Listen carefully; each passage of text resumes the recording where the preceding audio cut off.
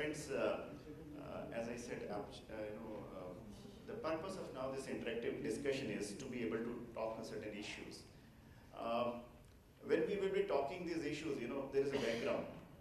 It's very good to be optimist. It's good to expect that everything will happen rosy in the future. But we were past, right? And there have been reasons these desires have always been there. And it's said that when an optimist could think of an aeroplane, it's only pessimist who could think of a parachute, right? So if we really want to go ahead and move ahead, we should be able to actually analyze the issues, what happened in the past, how it could not happen, and what promises hold in future, which will allow us to go ahead. In fact, when this invite came from NIA, we actually thrive on vagueness. Our curriculum is like that. You give us a point, and our caliber lies in developing so many points out of it.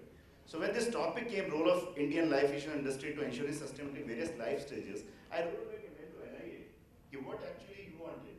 You want us to talk about life stages of individual, or the life stages of insurance industry itself is a question of a lot of debate.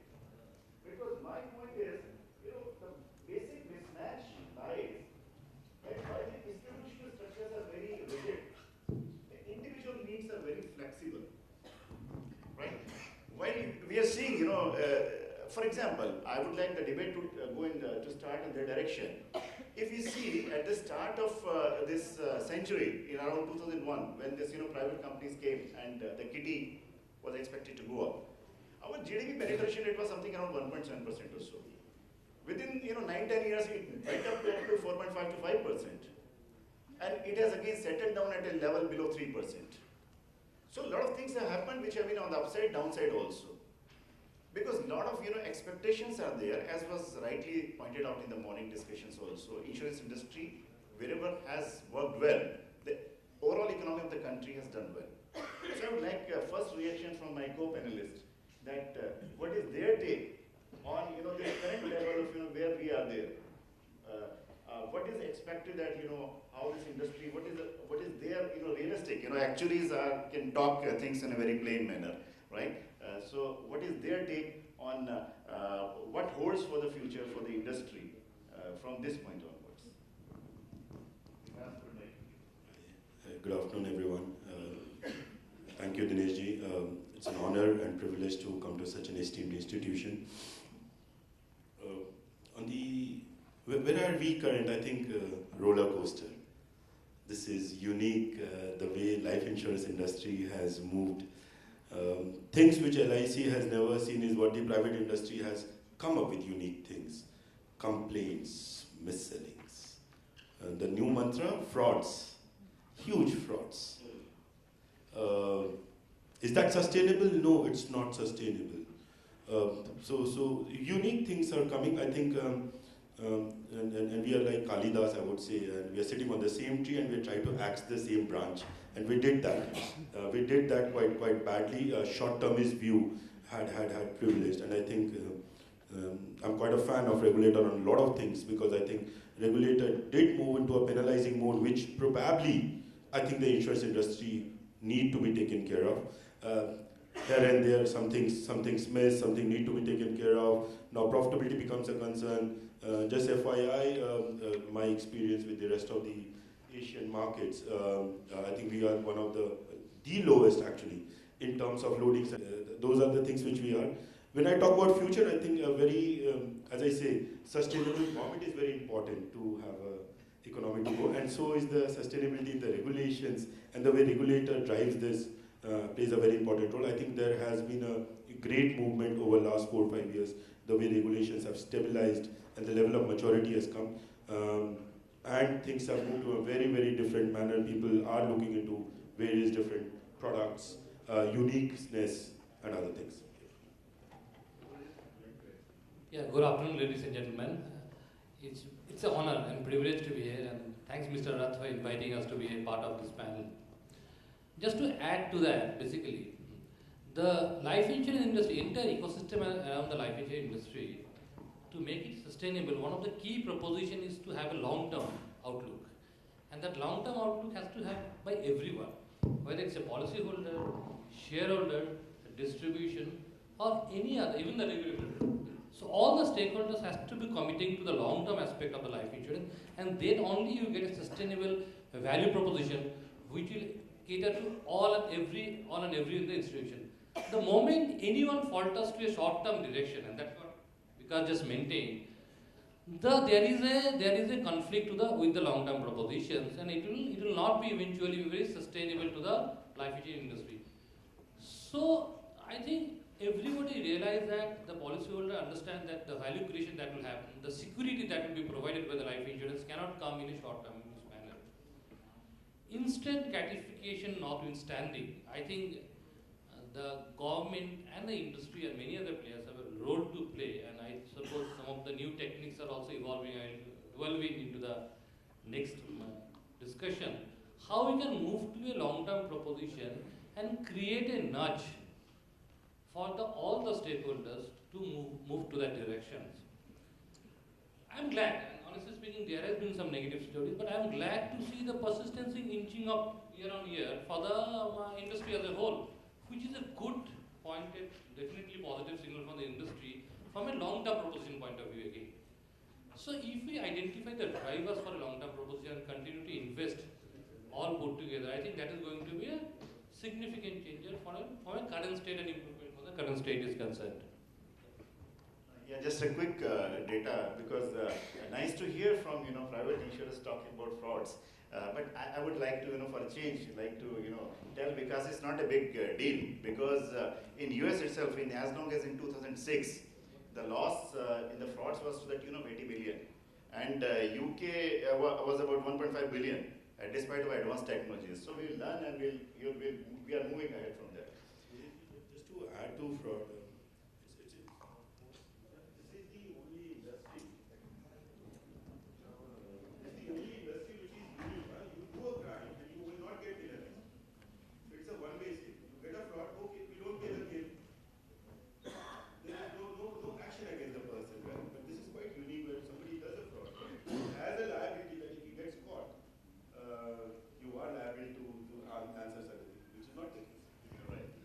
And Subrajit made a very good point, because it's a long-term industry, and you see, it is ultimately all about trust.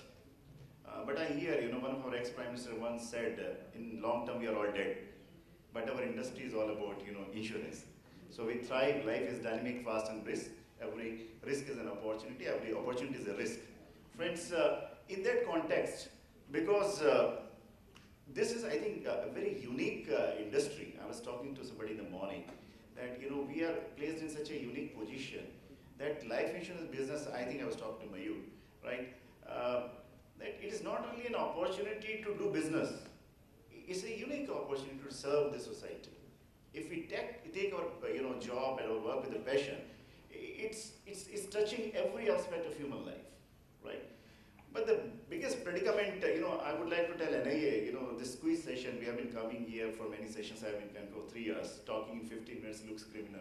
Some IPC, some section should be there, trying to finish in such a short time, right? But,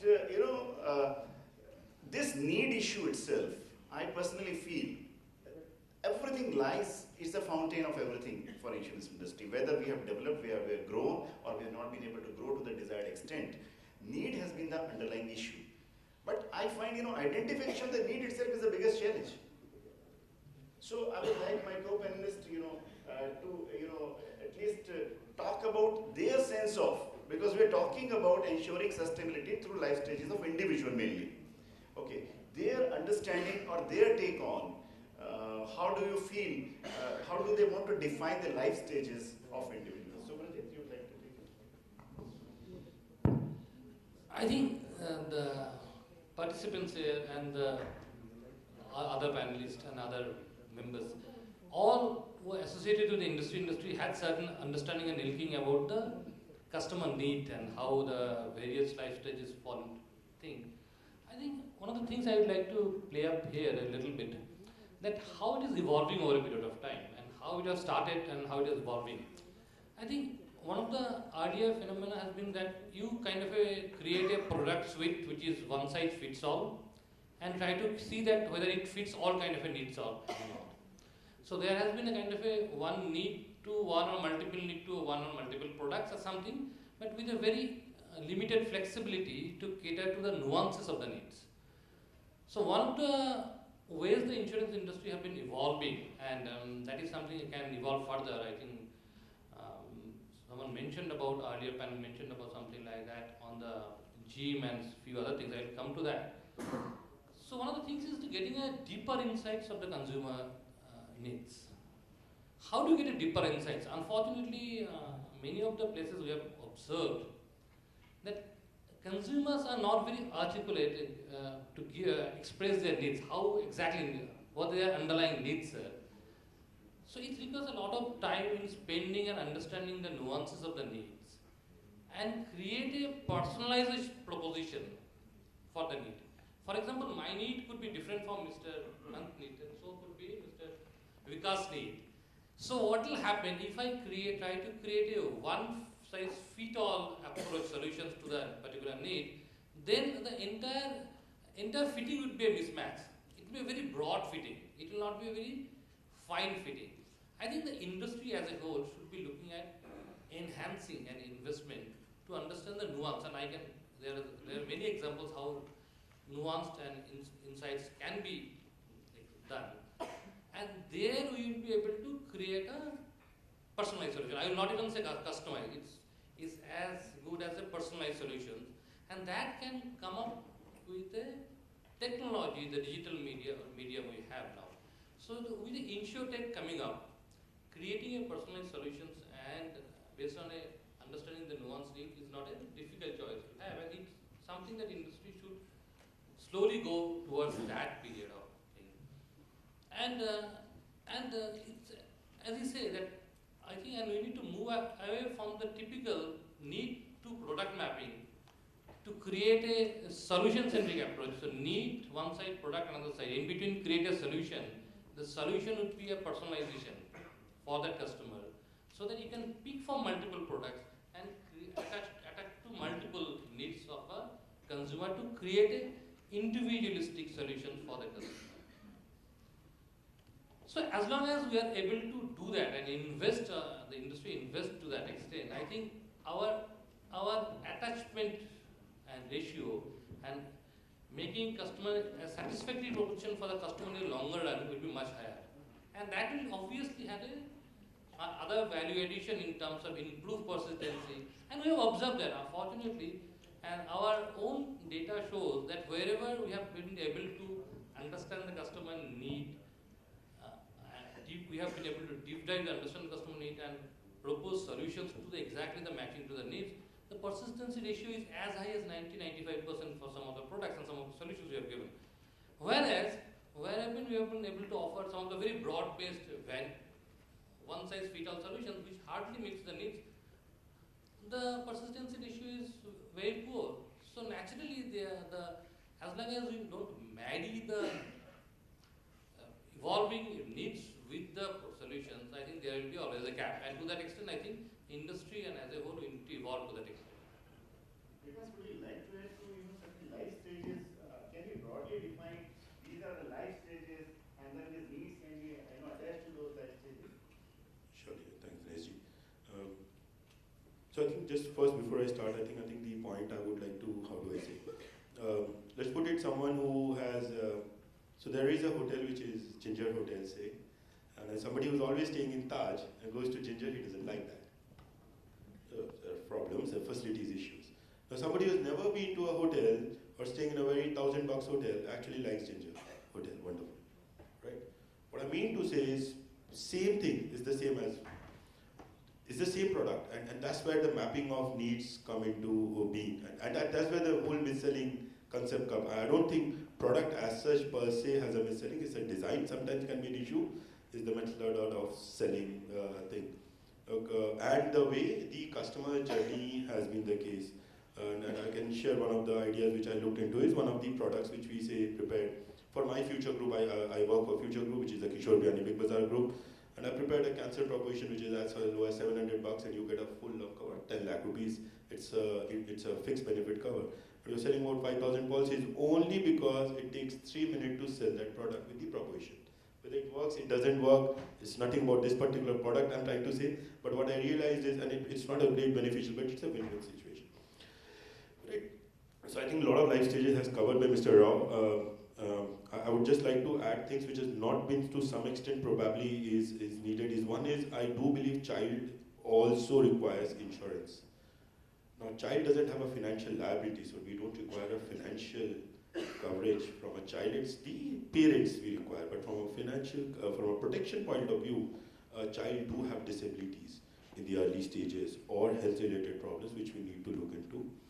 And in the later stages, there are 2-3 products which I believe are good products, though some reinsurers has burnt hand in the past for products which is I think reverse mortgage. It's a quite unique product. Simple, so you're at old age, you want a regular income, you mortgage your own home to insurance and work it. Doesn't work in India, taboo subject, beti ka kaam hai, father ka dhyan rakhna, parents ka, very taboo subject, very sensitive subject. Ancestral home, may work, may not work, time will say.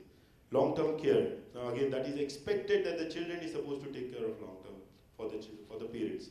Now, that is not a concept when you talk about developed countries. Long-term care products is a wonderful product with the aging population. That is a need, I do believe, in the later stages. And a product which is not done very well in Australia is a disability income product or an unemployment benefit product. And I do think the disability income is a wonderful product. The only problem we face is if we do not have a watertight definitions, we don't give it to the right people, similar to frauds. Mortgage loan and the product when they were in starting in 90, formulated got the regulatory approval about particular business scale. But subsequently, when 2013 regulations came, that product has gone out of the books as per the regulations. After that, it has not come. Actually, please don't mind if cows keep on coming to the football match. Okay. One point I want to drive before coming to the actual issue of need is that throughout, for long we have been categorizing people like, up to say age 10 or 20 or up to, minority 18, we are minor, from 18 to 35 or 40, 45 is the earning age group. Then 50 onwards, you become retired people, 60 onwards. But a lot of shift is happening. We are noticing nowadays, people at even 13 years of age, they become CEOs of the company. Okay. And this US or Western culture in which, people typically now even at age of 40, 50 start with pride saying, I'm going to take my retirement. So these sort of shifts are happening. Contracting life cycle stages, expanding life cycle stages. For example, people used to retire, many people used to retire at the age of 58, 60. Now they are taking, with the health improvements, with the mortality improvements and all those things, even at 70, 75 people are doing work. So there are a lot of, different changes keep on happening. So this need is definitely related to all that. In the first panel discussion, one of my office colleagues, he mentioned, people like to have a dig at actuaries, and we don't want to keep the ball in our court, right? There was an issue about product not being attuned to the needs. Accept it. The basic issue here is, do we really appreciate the need? For example, when we are talking about insurance industry, sustainability life stages, we are talking about the long-term future. Now, we know in Indian context, the India, almost 60 million people in the age group up to 25. Almost 23 to 25 million people, 605 million people, 60 crore people in age 25, and to 10 to 19 is almost 23 crore people. And we very well know that in very few years, this population, workforce of Indian population will be almost 12 crore, and it will bypass Chinese population, which will be around 94 million. Now, this sort of shift is happening in our demographic.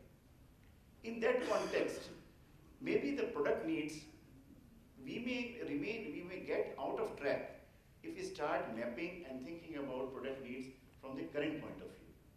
So, and how do we actually, the real challenge, again I would like to deliberate a little more here, talking clearly that, for example, the issue raised about children policies, child policies.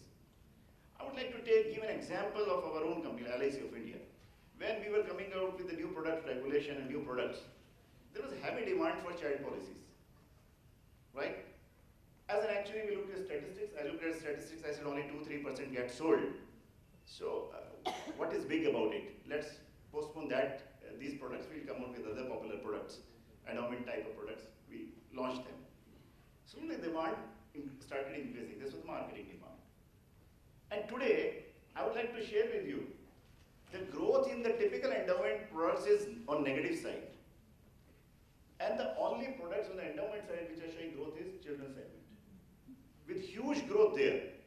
And the pie of child policies has shifted from almost 3-4% to almost 10+%. So sometimes these nuances, the underlying currents, which get colored because of past experiences, dissuade us to come up with the products for future. And when we are dealing with the future, we should be able to address those issues, right? So to put it in perspective, how do we actually, any additional points would, because this remains a challenge for us. How do we think we can start mapping these needs?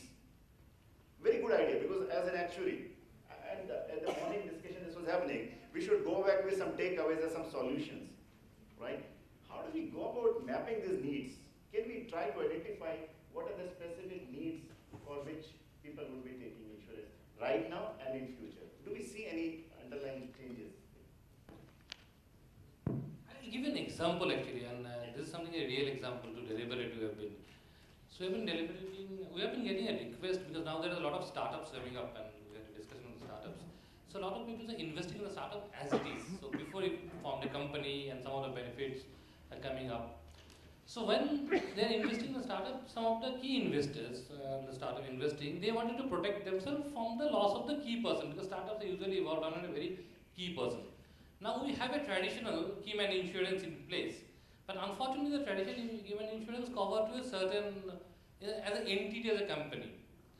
And it will has to go to the entity function and many other things. Some of the equity investors are not comfortable. Suppose, I'll give an example. The startup is starting with a 5 crore seed fund and 5 equity investors decided to put 1 crore each.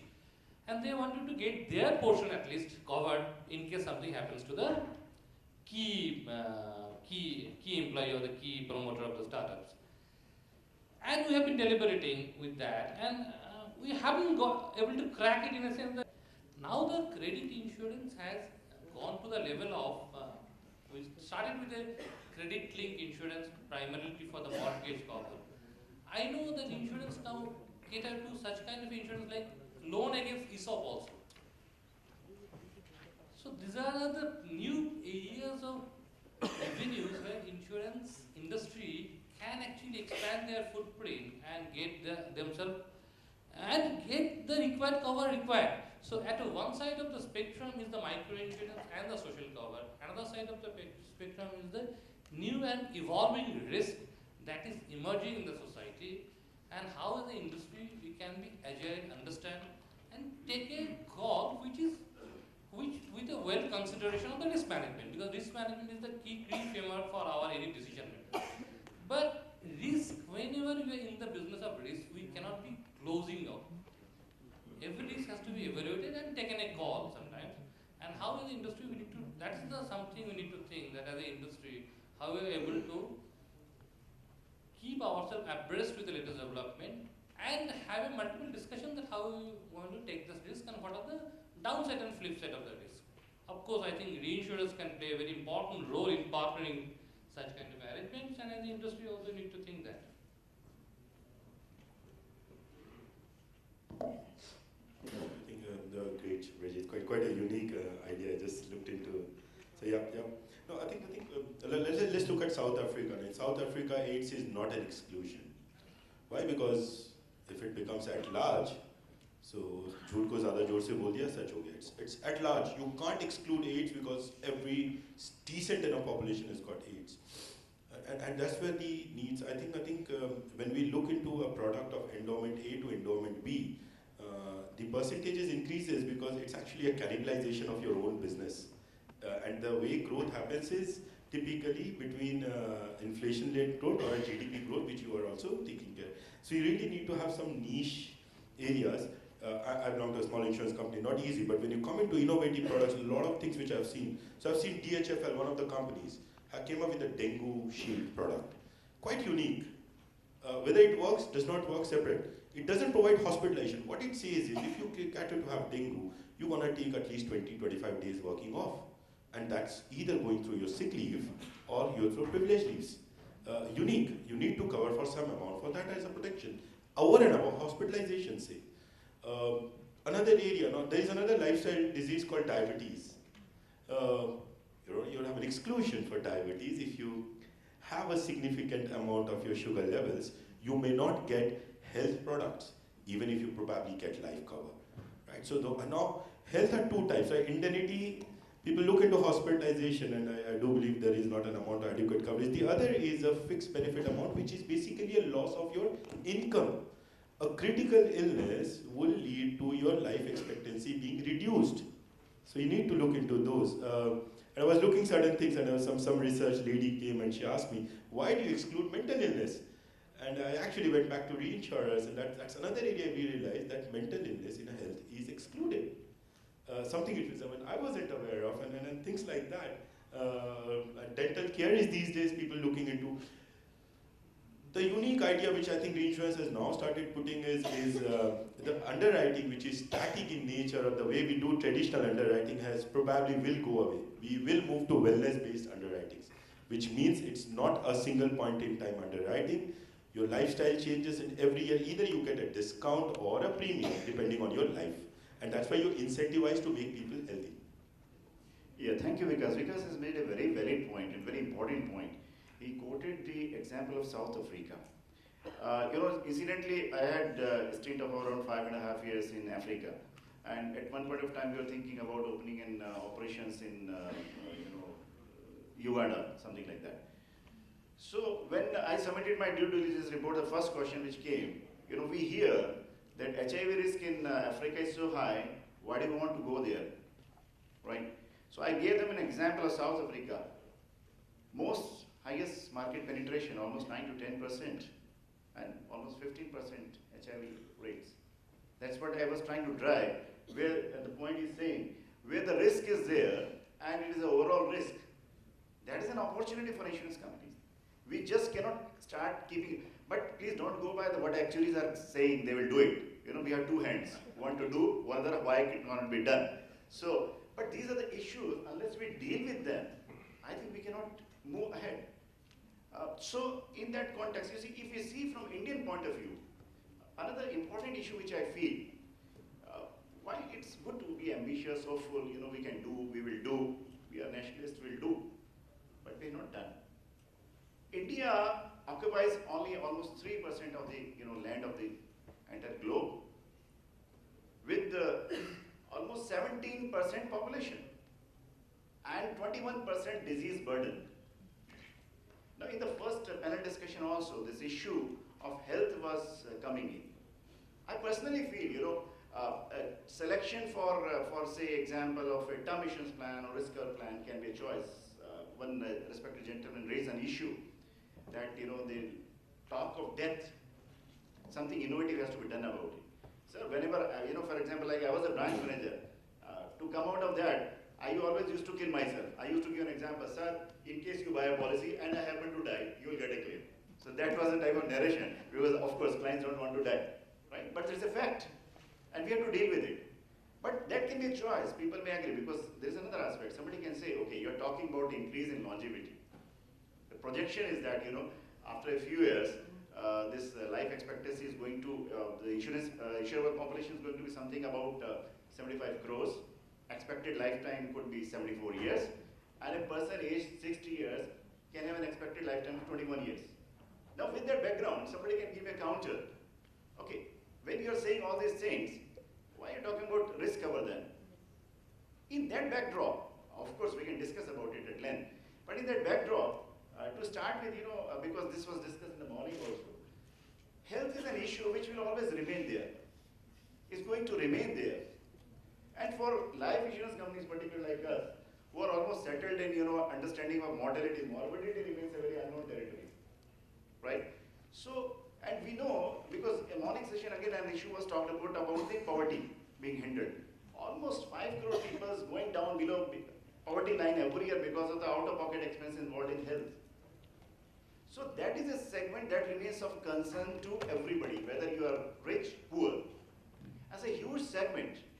So I would like my co-panelists to give their comments on how, how much significance they attach to that, and how to take about it, what could be the solutions, what could be the challenges in this particular segment.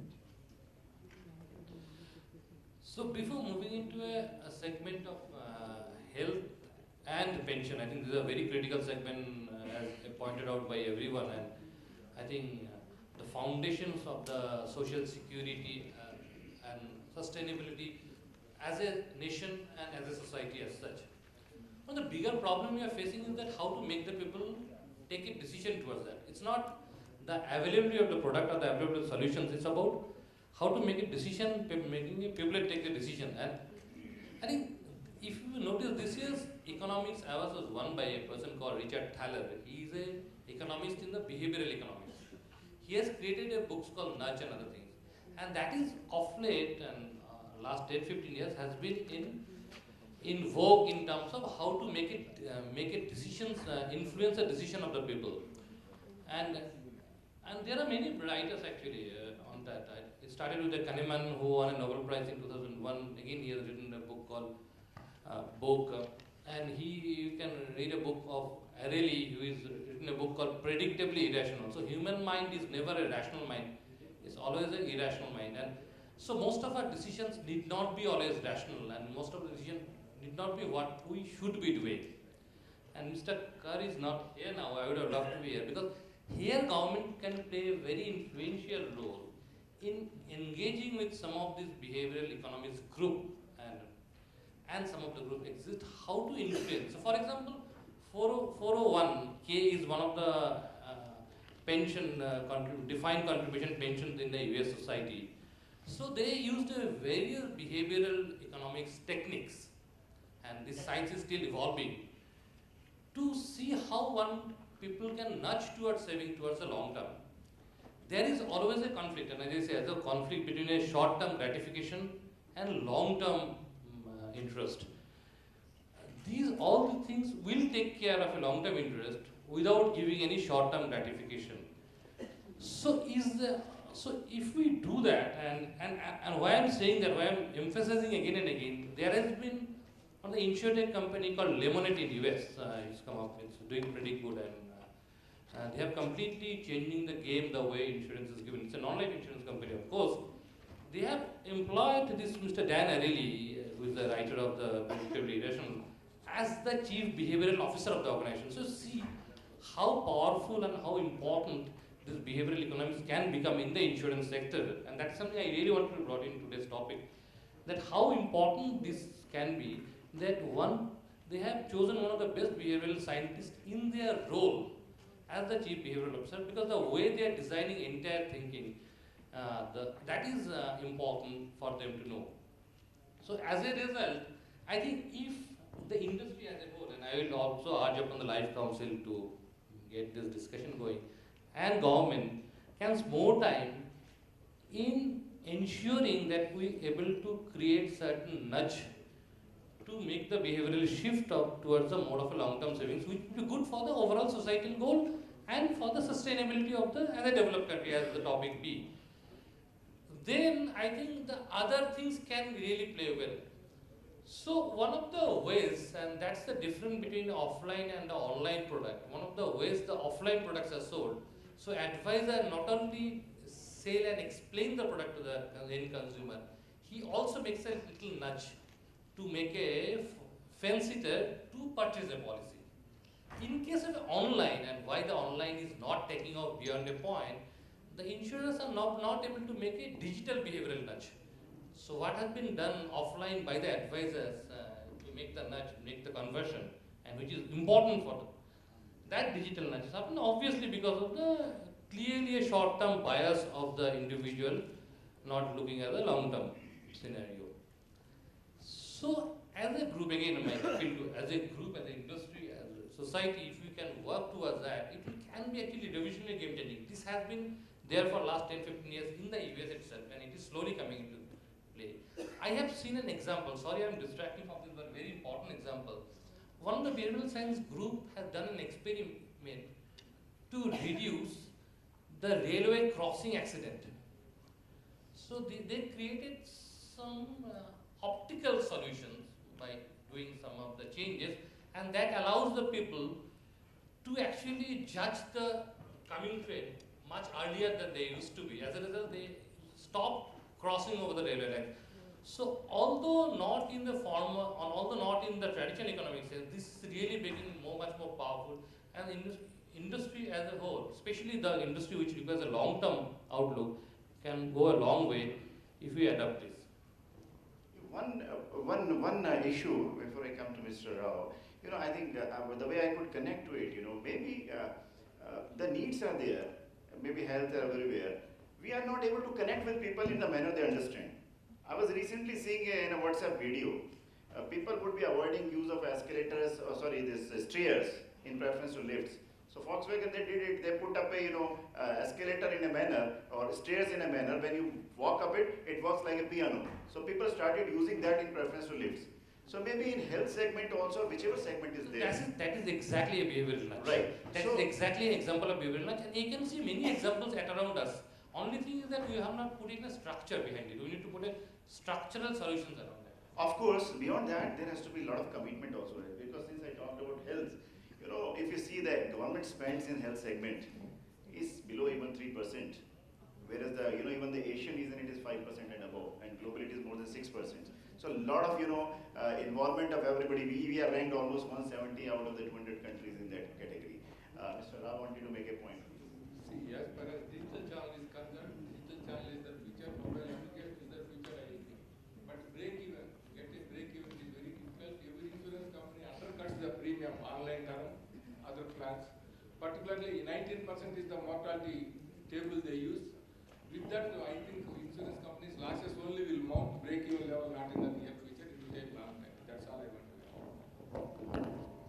Yeah.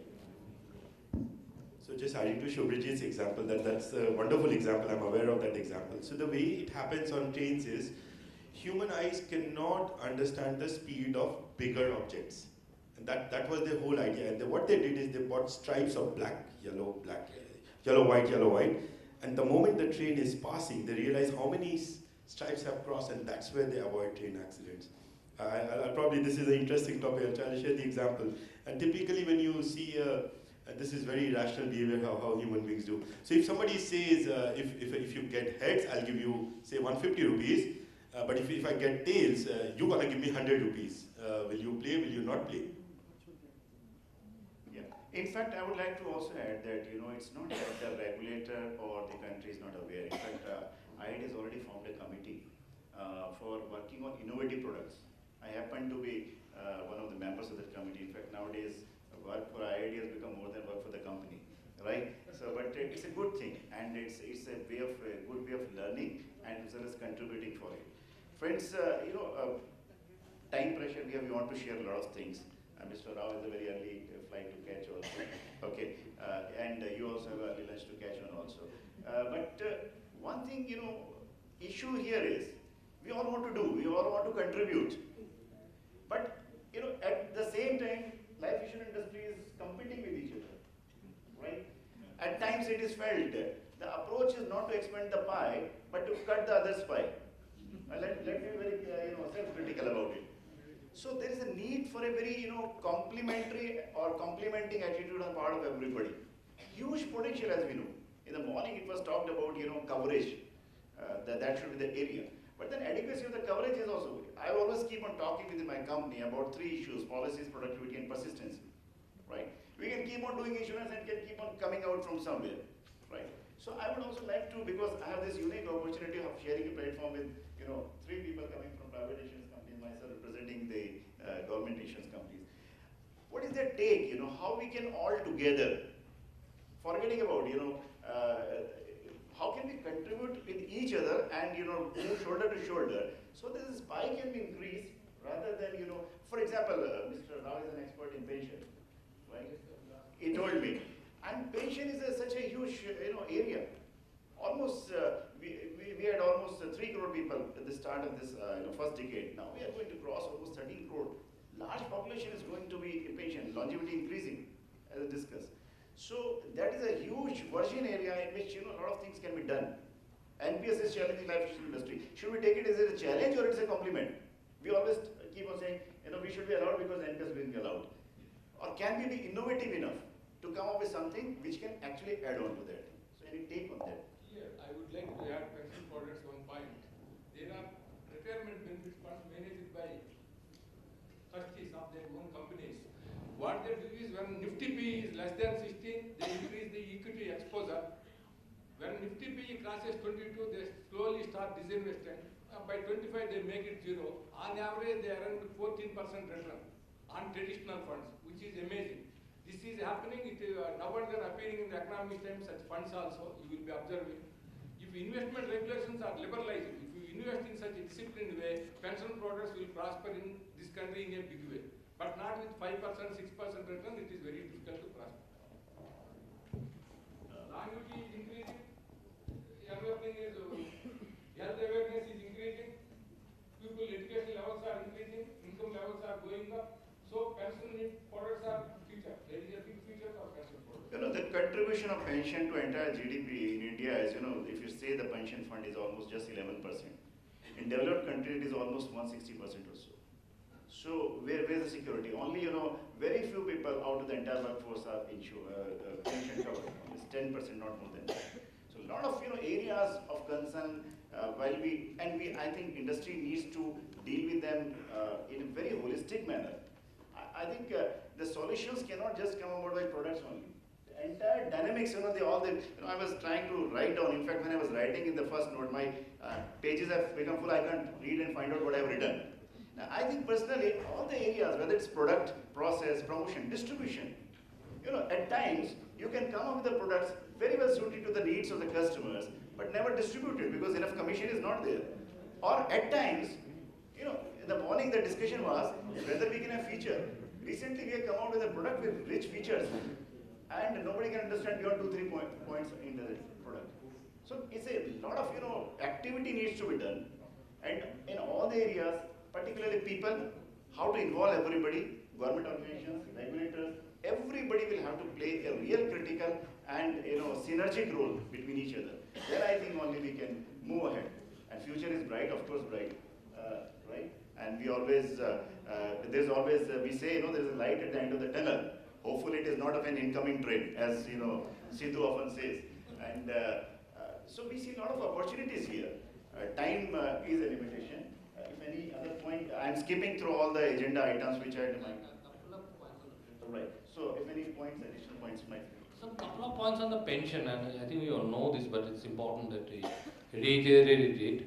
One is that the annuity is a very unique solution. So NPS again, and the pension is divided into two parts, accumulation and deaccumulations. While accumulation, there could be competing with NPS and other places. Deaccumulation phase is only provided by the insurers, called annuity in the form of, multiple form of annuities actually nowadays. 2-3 things are required to be made. One is that, again, to understand people that long term, what is the meaning of a long term guarantee?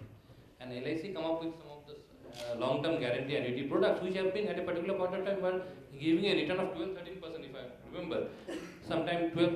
So those who have locked in at a 12% interest for a 40-50 years would be enjoying a 12% return at a long time. But that time the NSC might be giving, NSC or some postal instrument might be giving a 13% return for 5 years. People might have opted for that. So again, the long term versus short term, the outlook for a long term guarantee, the value of long term guarantee, this importantly understand the customer. Secondly, I suppose the taxability on the annuity part. Unfortunately, in the annuity, that even the capital is also taxed in a sense when it gets annuitized. So that's another play. Third is giving a product offering. In order to give a product offering for a long term, one requires a very long term asset classes, both in the form of a fixed interest instrument, especially the guaranteed fixed interest instrument, 30-40 years long term, and available instrument which is not a very and a liquid kind of approach. The fourth important point is that, and that's the backbone of the pension sector, is the freeing up of the investment regulation as far as the pension space is concerned, because in order to generate a higher return over a longish period of time, you require to have a balance between a guaranteed return in asset classes as well as a non-guaranteed asset classes, where and you, some of the overseas pension fund are investing in, you can't, how exotic asset classes no one can even imagine. However, here we can still create a framework of regulation that within that ambit you can still invest, but still freeing up to the regulation to that extent that you can invest slightly higher growing asset classes, which usually tend to give a higher return over a longish period of time to reduce the volatility. So these are the three more points I suppose the critical for success of the long-term annuity deaccumulation pension sectors. In fact, this investment is an issue because as we discussed, the product committee has been formed by IID. I happen to be a member of that committee, and one of the desires of many companies, not necessarily ours, has been that liberalization in investment norms.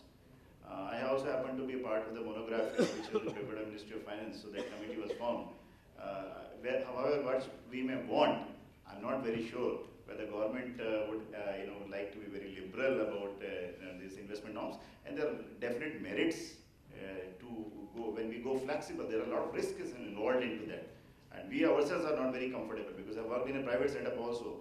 How influences can actually make you to go for bad investments. So unless proper risk mitigation processes are in place, it's not necessarily a great idea. But naturally, flexibility should be there when proper risk mitigation structures are in place. Because the lunch is there, and NIA people are already looking at me. I don't want to be eaten out by them.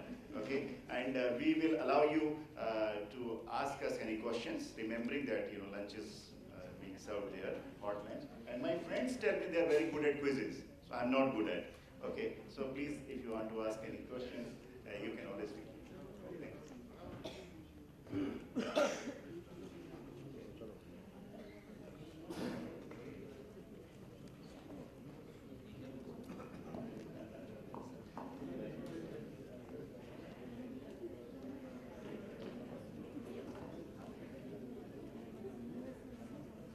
Before the question starts, you see the role of insurance industry is very important. I remember the book being referred to, Twist with Trust in the morning. In the last chapter of that book, just to tell you that I have read that book long back, okay? No, that's a very important thing. I think, I'm not sure, it is reference to C.D. Deshmukh, LIC chairman at that time. One paragraph is saying that LIC stands, LIC for that matter, let's talk about life insurance company, I'm not talking about LIC as such. Life insurance company, because that time it was the only life insurance company, stands third in the hierarchy of financial institutions, first being RBI, second being State Bank of India, third being, a very good remark came from, I think, Mr. C.D. Deshmukh or LIC chairman at that time, which is narrated there, that, sir, no, life insurance industry, I would like to say, not LIC now at this point of time, is actually number one. Because RBI can print money at its will. We have seen it in demo at that time. State Bank or the banks can borrow money. But for insurance companies, it's a hard-earned money. So it's a very hard-earned money. So the contribution of life insurance companies in the overall development of the country and supporting the individual life cycle is very critical, most critical. And in that context, I would not agree when comment was made that we only contribute and government perhaps does not contribute. Government has a lot of contribution to be done in this thing. Without that, this entire dream or this cannot be realized. So entire public-private participation has to come. The synergy between all the players has to come, so that everybody sees this as an area of opportunity. And let us also be realistic that insurance is a business.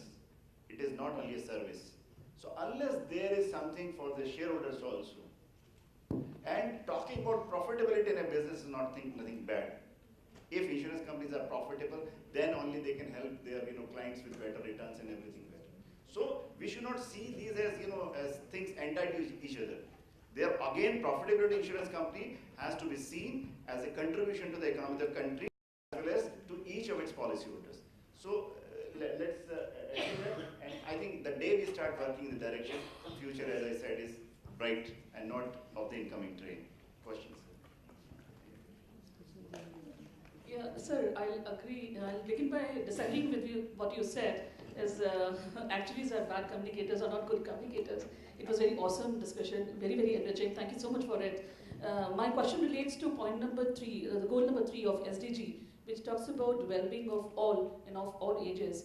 The emphasis on pension has been made amply here. Sir also mentioned about long-term care product. My question relates to particularly that. Long-term, when we talk about insurance for all ages, for seniors, 60 plus ages, the young old and the old, long-term care is completely absent. We don't think beyond pension here in India. There are no regulations present in India regarding long-term care, and there's absolutely complete absence of long-term care. So what are we doing as industry participants? What are we doing to bring regulations in this regard and to initiate long-term care products in India?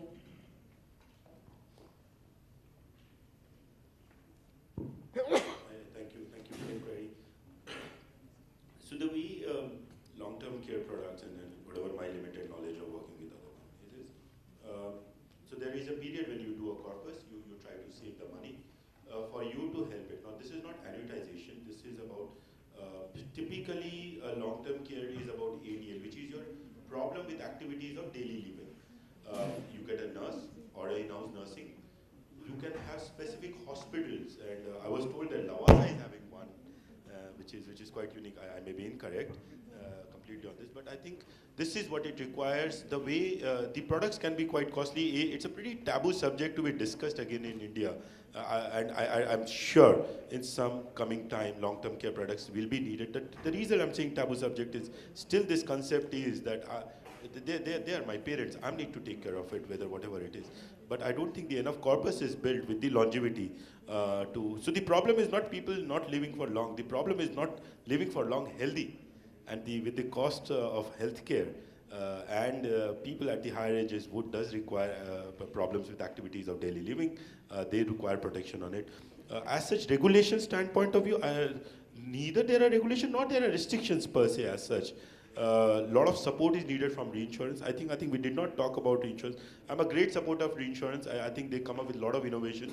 They are the one who are the backbones when insurance standpoints. So I think that's where the reinsurance helps provide supports, and they do. I don't think that's a challenge as such as of from a regulation standpoint of coming into the product. Not much ventured currently, because I still believe India is a very young market, and they think currently are still looking for tapping that particular younger population and going for savings products. Actually, I would like to tell you, just on a lighter note, I was examiner for Institute of Actuaries of India examination for health, right? And I used to set this question on long term and all those things for quite some time, and never could design a product. So as a moral responsibility, I left my examinership on that subject. On a serious note, in fact, right now as we are talking about the coverage on term plan, our coverage ratio is only 55%. The total sum assured to GDP ratio. China is 99%. A country like Taiwan is 179%. Right? Pension we have talked about. Health, our coverage is very little. So long-term care, I'm agreeing, and it's very important, very critical area. But it will be like some luxury car when we have so much ground to be covered. In fact, actually, I was so much relieved. I was attending some reinsurance conference some time back, and I was very relieved to hear that in UK also, where this product is there, it is hardly sold because of so many risks are involved. As I said, we are the masters of mortality, but we are very, primary students of morbidity. The entire impact, my friend Bharat is here. We keep on talking about, recently we designed some product and we wanted to have some reinsurance cover, right? And I wanted to include second medical opinion as a benefit. I felt I am the, primary student, but no insurance could give me support for the long term. So I had to walk that journey on my own. So this long-term care is actually a very, very challenging area. Agreed, very important area, right? As long as this joint family system is breaking and all those things are happening, I'm sure as the industry grows, as we move from our nascent stages to mature stages, these products will naturally come into play. So definitely good area, but almost nothing done in this area. Thank you.